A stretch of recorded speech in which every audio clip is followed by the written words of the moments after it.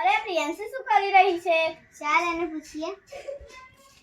અરે તું માટીથી રમે છે? ના ના, હું માટીથી નથી રમી રહી, હું તો ખાતર બનાવી રહી છું. તું આ કચરાથી ખાતર બને? હા હા, કેમ નહીં? કેવી રીતે? તો સૌપ્રથમ તો મેં મારા ઘરનો શાકભાજી અને ફળોનો કચરો છોડિયા લઈ લીધા છે અને થોડા સૂકા પાંદડા, અને પછી એક ડોલ લીધી છે એની નીચે મેં કાણા પાડી દીધા અને થોડીક માટી ભરી દીધી. પછી આ કચરો જે મેં ફળ અને શાકભાજીમાંથી લીધો છે એની અંદર હું નાખી દઈશ અને પછી થોડીક માટી પણ નાખી દઈશ.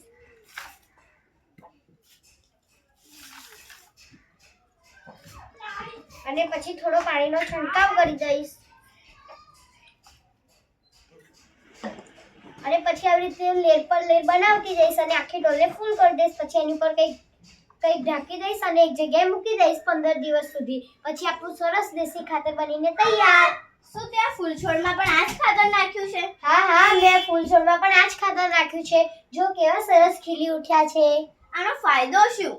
આનો ફાયદો, પહેલો ફાયદો તો એ છે, જો આપણે આ કચરાનો ઉપયોગ કરી લઈશું એટલે આપણા ઘર, ગામ અને બધે ગંદકી થતી અટકી જશે અને પર્યાવરણને નુકસાન પણ નહીં થાય. તો ચાલો આપણે પણ પર્યાવરણને બચાવીએ.